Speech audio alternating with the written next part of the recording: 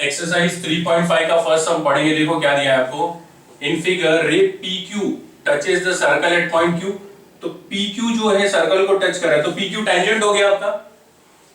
PQ is equal to 12, PR is equal to 8। आपको PS ढूंढना है और RS ढूंढना है।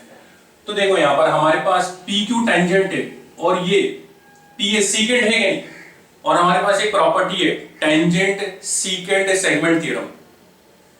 तो वो क्या बोलता है, PQ square is equal to PR into PS। ये पूरा टेंजेंट सीकेंट सेगमेंट थ्योरम के लिए मुझे पहले स्टेटमेंट लिखना पड़ेगा। तो स्टेटमेंट में क्या लिखता हूं, रे PQ is tangent to the circle at point Q and यहां पर देखो PS is a secant and PS is a secant. तो देयरफॉर देखो टेंजेंट ये है ना, तो टेंजेंट सीकेंट सेगमेंट थ्योरम क्या बोलता है, PQ स्क्वायर जो टेंजेंट है उसका square is equal to PR square multiply by PR और पूरा ये पूरा का पूरा, ठीक है, PS और रीजन आप लिखेंगे टेंजेंट सीकेंट सेगमेंट थ्योरम। अब मैं वैल्यू सब्स्टिट्यूट कर देता हूं। यहां पर देखो मुझे क्या क्या चाहिए, PQ मेरे पास है 12, तो 12 का स्क्वायर, PR 8 है मेरे पास, PR 8 है, PS मुझे नहीं पता, तो यहां पर रीजन लिखेंगे सब्स्टिट्यूटिंग द गिवन वैल्यूज। अब 12 का स्क्वायर कितना हो जाएगा 144, 8 मल्टीप्लाई बाय PS, ये नीचे आ जाएगा। तो PS is equal to 144 upon 8। PS is equal to 8 से कैंसिल करता हूं, 8 1 जा 8, 8 1 जा 8 तो 6 बचेगा, 8 8 जा 64। तो PS मेरा कितना आया 18 यूनिट्स। अब देखो यहां पर ये PS आ गया, तो ये PS के अंदर मैं कोलिनियर प्रॉपर्टी लगाऊंगा क्योंकि मुझे क्या चाहिए, RS चाहिए ना।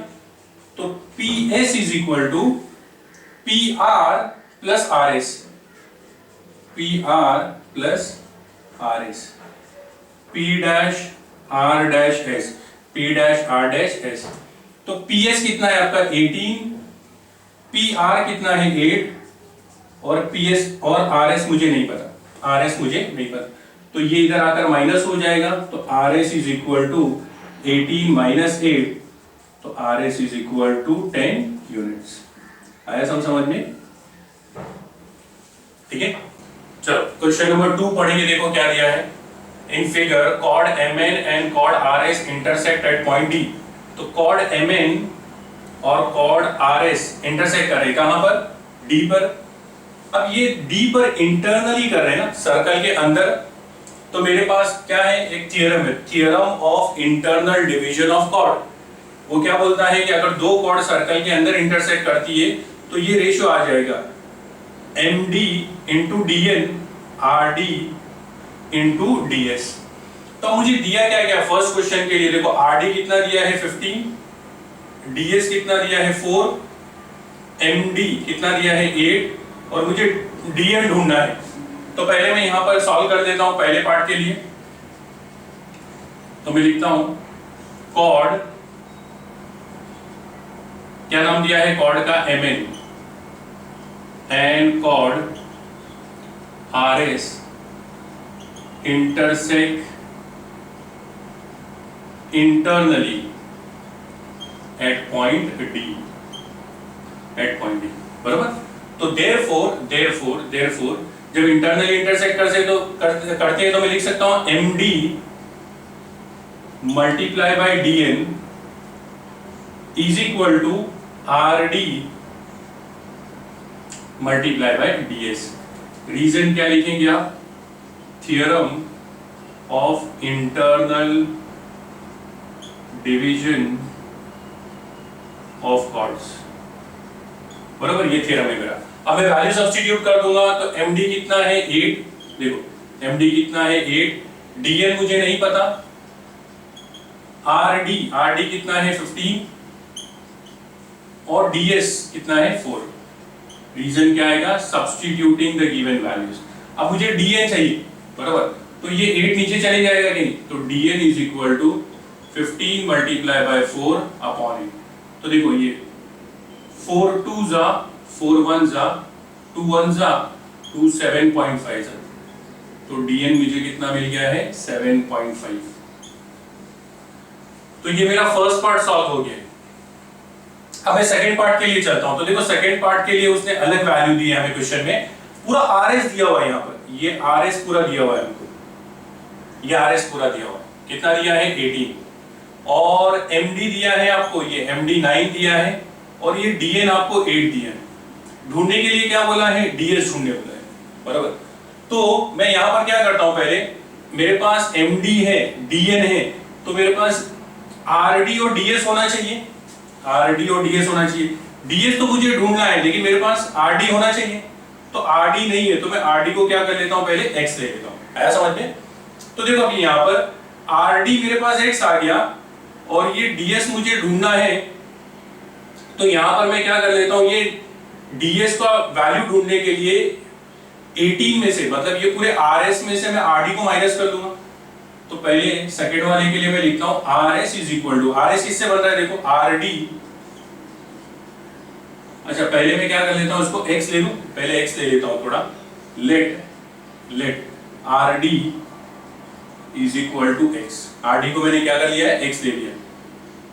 तो RS is equal to, RS किससे बन रहा है, RD plus DS, R dash D dash S, बराबर, कोलिनियर प्रॉपर्टी। अब RS कितना है आपका 18, RS 18 है, RD कितना है X, और DS मुझे नहीं पता, तो देयरफॉर ये 18 इधर आके माइनस हो जाएगा, तो DS is equal to 18 minus X, ये मुझे DS मिला। अब मैं क्या कर लेता हूं, सेम पहले तरीके का कंसेप्ट अप्लाई कर लेता हूं। क्या लिखेंगे, code MN and chord RS and chord RS intersect internally, कहां पर, at point D। तो सेम आपका रेशियो बनेगा क्या, MD into DN, MD multiply by DN is equal to RD multiply by DS, RD multiply by DS। वापस same आपका theorem आएगा क्या, यही वाला theorem of internal division of chord. अब देखो वैल्यू सब्स्टिट्यूट करते हैं, तो MD कितना है मेरा, MD यहाँ पर 9, तो वैल्यू सब्स्टिट्यूट कर रहा हूं 9 मल्टीप्लाई बाय DN कितना आया यहाँ पर, DN कितना है 8 इज इक्वल टू RD, अब RD पे आपने क्या लिया था, X लिया था, मल्टीप्लाई बाय DS कितना है 18 माइनस X, 18 माइनस X। अब देखो यहाँ पर कैलकुलेशन करेंगे हम लोग, तो ये कितना हो जाएगा, 9 मल्टीप्लाई बाय 8, 9 8 से 72, ये X अंदर मल्टीप्लाई होगा तो 18X हो गया, माइनस फिर ये X इससे मल्टीप्लाई होगा तो X इंटू X स्क्वायर, बराबर। अब ये मेरा क्वाड्रेटिक इक्वेशन की तरह बनता है कि नहीं, तो मैं ये x स्क्वायर को ये तरफ लेकर आ जाता हूँ, ये तरफ, तो ये हो जाएगा माइनस एक्स स्क्वायर से प्लस एक्स स्क्वायर, ये 18x इधर आएगा तो माइनस 18x प्लस 72, और यहाँ पर कुछ नहीं बचेगा तो 0, क्योंकि ये दोनों ये तरफ आ गए। अब देखो ये क्वाड्रेटिक इक्वेशन बन गई। तो क्वाड्रेटिक इक्वेशन में हम लोग कैसे सॉल्व करते हैं कि मल्टीप्लाई करेंगे तो आपका 72 आना चाहिए, और प्लस माइनस करेंगे तो 18 आना चाहिए। तो मैं फैक्टराइजेशन से सॉल्व करता हूं तो मुझे दो नंबर मिलते हैं 12 और 6। 12 6 का क्या होता है 72 होता है, और 12 और 6 को अगर मैं प्लस करता हूं तो 18 आ जाएगा। यहाँ पर कौन सी साइन है, माइनस की, बरोबर, यहाँ पर माइनस की और यहाँ पर है प्लस की, तो plus minus minus, quadratic equation का कांसेप्ट अप्लाई कर रहा हूं मैं, ठीक है। अब मैं यहाँ पर आगे सॉल्व कर रहा हूँ, ये थोड़ा सा नीचे सॉल्व कर रहा हूँ मैं, तो x स्क्वायर, ये 18x की जगह पर ये दोनों नंबर लिखते हैं, 12x minus 6x plus 72 is equal to 0, ठीक है। क्वाड्रेटिक इक्वेशन सॉल्व करना है ना अभी ये देखो दो में कॉमन निकालना है हमको, तो इसमें x कॉमन है तो x माइनस 12, यहाँ पर 6 कॉमन है तो x minus 12 is equal to 0। देखो 6 बाहर आ गया, 6 12 72 होता है। तो x माइनस ट्वेल्व का 2 वैल्यू आ गया, तो उसमें से एक ले लेते हैं, और ये x minus six is equal to 0। Therefore x minus twelve is equal to 0 और x minus six is equal to 0। Therefore x is equal to, ये 12 इधर आ जाएगा तो प्लस 12 हो जाएगा माइनस से, और ये माइनस 6 इधर आ जाएगा तो प्लस 6 हो जाएगा। तो x की आपको 2 वैल्यू मिल गई। अब x आपने किसको लिया था, rd को लिया था, तो rd इज इक्वल टू 12 और rd इज इक्वल टू 6। बराबर। आपको ढूंढना क्या था, ds ढूंढना है आपको। तो देखो rd आ गया तो मैं ds ढूंढ सकता हूं क्या, तो rs, ठीक है। आपको ds चाहिए, देखो आपको क्या चाहिए, ds। तो ds की क्या वैल्यू है यहाँ पर, ठीक है, rd। Therefore ds is equal to, ds क्या है आपका, ad माइनस x। तो यहां पर मैं लिखता हूं if x is equal to, ds चाहिए, तो if x is equal to 12, तो ds क्या हो जाएगा, 18 माइनस x यानी माइनस 12, तो ds is equal to 6। Same ऐसे ही लिखता हूं, if x is equal to 6, तो ds क्या है आपका, 18 माइनस 6, तो ds इज इक्वल टू 12। तो ds की 2 वैल्यू आई आपकी, एक 6 और एक 12।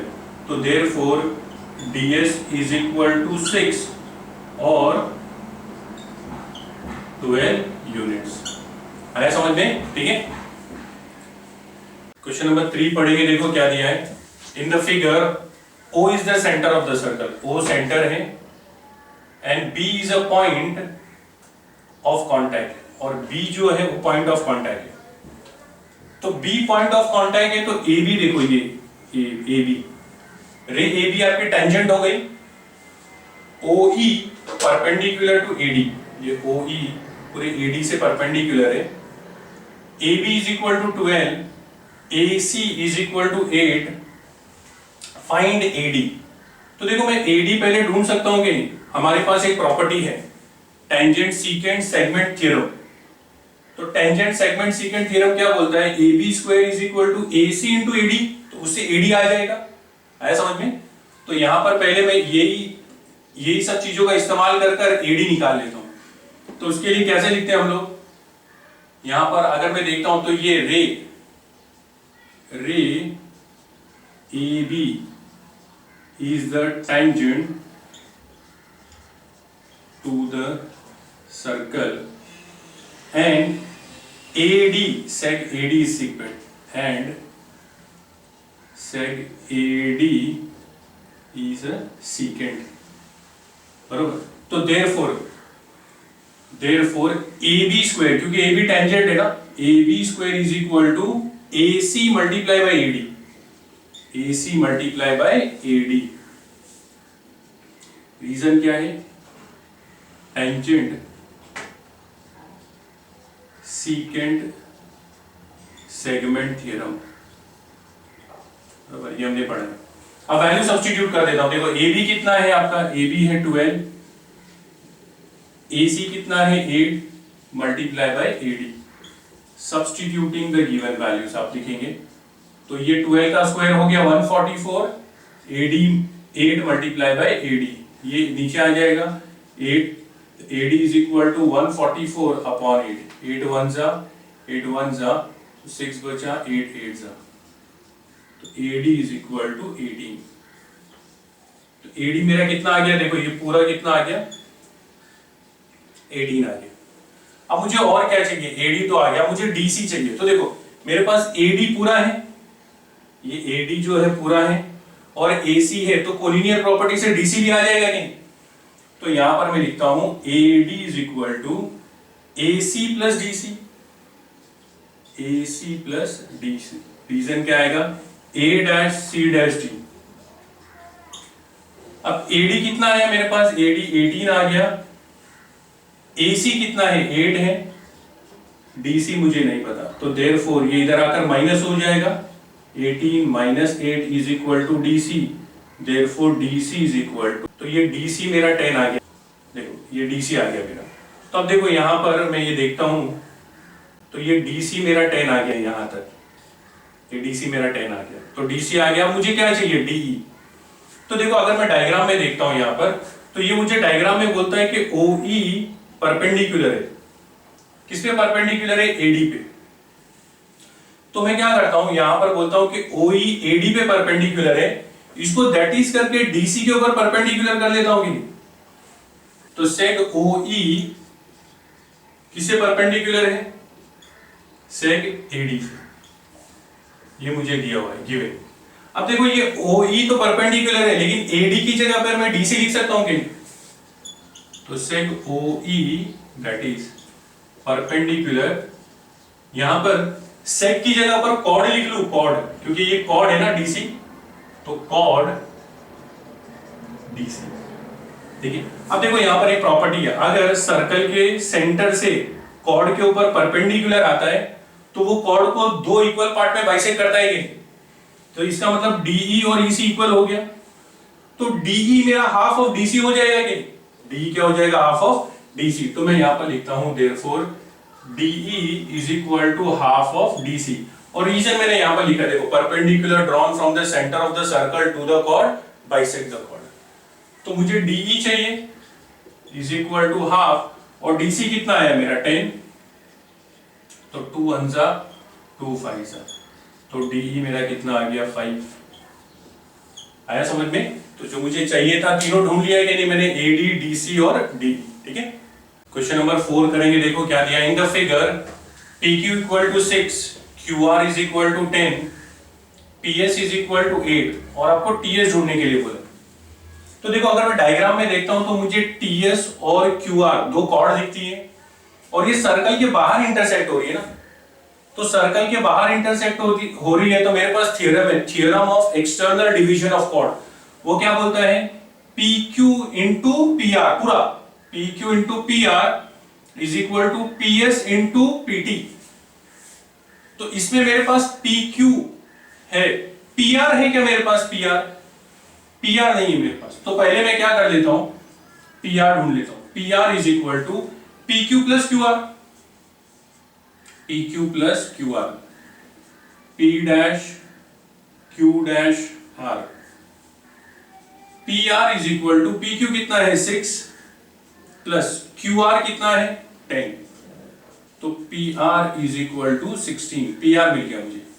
अब मैं आ जाता हूं, theorem of external division of chord मुझे क्या बोलता है कि PQ into PR is equal to PS into PT पूरा। तो यहां पर PQ भी है, PR भी है, PS भी है, तो PT आ जाएगा कि नहीं, बराबर। तो यहां पर मैं लिखता हूं chord TS and chord RQ intersect externally at point P। therefore देखो PQ मल्टीप्लाई बाय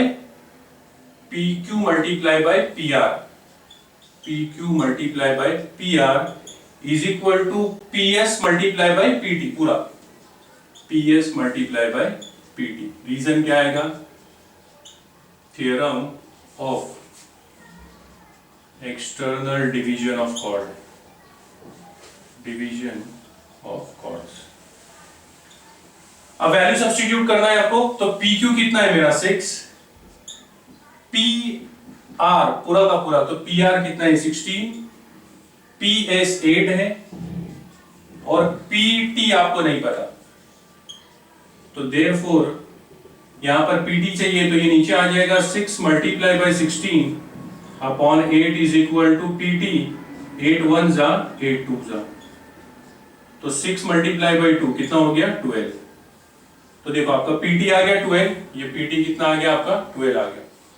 अब देखो यहां पर आपके पास PT आ गया, PS है, तो TS ढूंढ सकते हो क्या नहीं, कोलिनियर प्रॉपर्टी से। तो यहां पर मैं लिखता हूं PT is equal to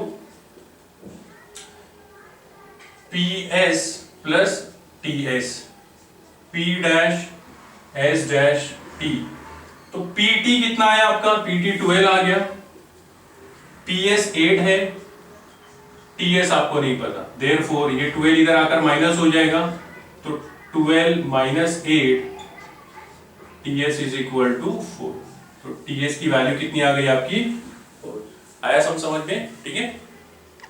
question number 5 पढ़ेंगे। देखो क्या दिया in the figure EF is diameter. तो EF डायमीटर है and DF is a tangent and DF is a tangent. The radius of the circle is R। तो radius of a circle आपको R दिया है radius. Prove that DE multiply by GE is equal to 4R square. बराबर। तो मैं क्या करता हूं यहां पर पहले देखता हूं DE किस में आ रहा है, DE इसमें आ रहा है। तो इससे मुझे DE से मुझे ये वाला ट्राइंगल मिलता है कि नहीं? देखो ये वाला ट्राइंगल DEF ये वाला ट्राइंगल मिलता है। और अगर मैं GE को देखता हूं तो GE इधर आ रहा है। तो यहां से अगर मैं इसको ज्वाइन कर लेता हूं बराबर GE को, तो ये वाला ट्राइंगल आ रहा है। अब मुझे क्या करना है प्रूफ लाने के लिए? मुझे ये बड़े वाले ट्राइंगल को ये छोटे वाले ट्राइंगल से सिमिलर करना है। तो मेरा जो है ये प्रूफ आ जाएगा। तो उसके लिए मैं क्या करता हूं सिमिलर करने के लिए? देखो गौर करना है यहां पर। मैं EF डायमीटर है तो पहले मैं ये डायमीटर को देखता हूं। तो EF डायमीटर है तो ये सेमी सर्कल हो गया कि नहीं? और सेमी सर्कल के अंदर ये वाला एंगल आ रहा है तो ये 90 डिग्री हो जाएगा। तो मुझे छोटे वाले ट्राइंगल के अंदर एक एंगल 90 डिग्री का मिल गया। सेम उसी तरीके से अगर मैं देखता हूं तो ये टेंजेंट है बड़े वाले ट्राइंगल के अंदर, और ये टेंजेंट है तो टेंजेंट रेडियस के साथ 90 डिग्री का एंगल बनाता है। तो मुझे ये एंगल 90 मिला और ये भी 90 मिल गया। तो एक एंगल कॉन्ग्रुएंट मिल गया। और देखो दोनों ही बड़े वाले ट्राइंगल के अंदर और छोटे वाले ट्राइंगल के अंदर E कॉमन एंगल है कि नहीं? ये मेरा क्या है? कॉमन एंगल है। तो मैं दोनों ट्राइंगल को सिमिलर कर दूंगा तो मुझे ये मिल जाएगा। लेकिन मुझे क्या चाहिए? 4R स्क्वायर चाहिए और R आपका रेडियस है। तो कहीं ना कहीं ये रेडियस को हमारे प्रूफ में लाने के लिए मैं एक स्टेटमेंट लिख लूंगा कि सेग EF इज डायमीटर। ये मुझे दिया है। तो therefore EF is equal to 2 multiply by radius by definition. बराबर। डायमीटर क्या होता है? रेडियस को ट्वाइस मल्टीप्लाई कर देंगे तो आ जाएगा। तो EF is equal to 2 multiply by radius कितना है आपका R। बराबर। ये आपको दिया हुआ है इसके लिए गिवन। तो therefore EF is equal to 2R। इसकी मुझे जरूरत पड़ेगी, इसके लिए नंबर 1 दे देंगे। तो ये मेरा राइट हैंड साइड के लिए आ गया। अब मुझे ट्राइंगल को सिमिलर करना है तो मैं क्या करता हूं? देखो पहले यहां पर ये एंगल को 90 डिग्री बताऊंगा मैं। तो वापस लिखता हूं सेग EF इज डायमीटर। ये आपको गिवन दिया है। तो EF डायमीटर है तो arc EF, therefore arc EF is a semi circle again by definition. तो EF सेमी सर्कल है तो एंगल EGF 90 डिग्री हो जाएगा कि नहीं? Therefore major angle EGF is equal to 90 degree. इसकी जरूरत पड़ेगी, इसके लिए नंबर दे देता हूं 2 और लिखता हूं angle inscribed in a semi circle is 90 degree. ठीक है। तो मुझे ये एंगल मिल गया 90। अब मैं ये वाला एंगल भी 90 बता रहा है मुझे। तो उसके लिए मैं लिखता हूं कि DF मेरा क्या दिया है? टेंजेंट दिया है। तो seg DF is tangent to the circle. Therefore angle का नाम लिख लेता हूं EFD। Major angle EFD is equal to 90 degree. इसकी भी जरूरत पड़ेगी, रीजन आएगा टेंजेंट थ्योरम। अब मैं क्या कर लेता हूं? ये दोनों ट्राइंगल को ले लेता हूं। तो दोनों ट्राइंगल को देखो नाम कैसा देता हूं मैं? यहां से नाम देता हूं DFE। तो in triangle DFE and triangle, देखो इधर जब मैंने DFE लिया तो F को बीच में रखा। तो ये छोटे वाले ट्राइंगल के अंदर G बीच में है तो 90 डिग्री, इसका F 90 था तो इसका G 90 है। अब E कॉमन एंगल है ना, तो यहां पर E लास्ट में है तो यहां पर E लास्ट में आ गया। तो ट्राइंगल का नाम क्या हो जाएगा मेरा? देखो G यहां पर है, E यहां पर है तो FGE क्या हो जाएगा? FGE। समझ में आया? ये करस्पॉन्डेंस समझ में आया? तो आपने F लिया यहां पर, तो यहां पर G90 और E कॉमन है। अब कौन सा एंगल है? देखो यहां पर एक एंगल मिल गया मुझे, EGF is congruent to angle EFD, बरोबर। EGF नहीं लिखेंगे पहले, ये लिखेंगे EFD। EFD is congruent to EGF, क्योंकि ये वाला ट्राइंगल बाद में है ना आपका, तो each is 90 डिग्री या अब उसके ये वाला एंगल मेरा कॉमन एंगल है, तो DEF angle DEF is congruent to ये वाले में GEF क्या आ जाएगा? Common angle. तो देयरफॉर दो एंगल आ गए, तो एंगल ट्रेस से ट्राइंगल सिमिलर हो गए। Triangle DFE is similar to triangle FGE by angle test of similarity. अब ट्राइंगल सिमिलर हो गया तो करस्पॉन्डिंग साइड प्रोपोर्शन में आ जाएगी, तो देयरफॉर यहां पर लिख लेता हूं, क्या आना चाहिए? DF upon FG is equal to FE upon GE is equal to DE upon FE। Reason क्या लिखेंगे? Corresponding sides of similar triangle are in proportion. अब देखो यहां पर क्या आ गया। अब मुझे यहां पर चाहिए क्या? आपका DE चाहिए और GE चाहिए, तो D मुझे यहां पर मिल रहा है और G यहां पर मिल रहा है, और ये FE और FE ये चाहिए मुझे, तो therefore FE upon GE is equal to DE upon FE। Cross multiply कर लेता हूं, तो देखो यहां पर FE मल्टीप्लाई बाय FE और ये DE मल्टीप्लाई बाय GE, तो FE क्या हो जाएगा? FE स्क्वायर हो जाएगा, और यहां पर आपका आएगा DE मल्टीप्लाई बाय GE। अब FE कितना था आपका? देखो ये रहा FE कितना है आपका? 2R स्क्वायर और DE मल्टीप्लाई बाय GE, तो 2 का स्क्वायर करेंगे तो 4 और R का square 4R square DE multiply by GE। Therefore आपको ये ऐसा चाहिए, DE multiply by GE is equal to 4R square, hence proved. आया समझ में? ठीक है।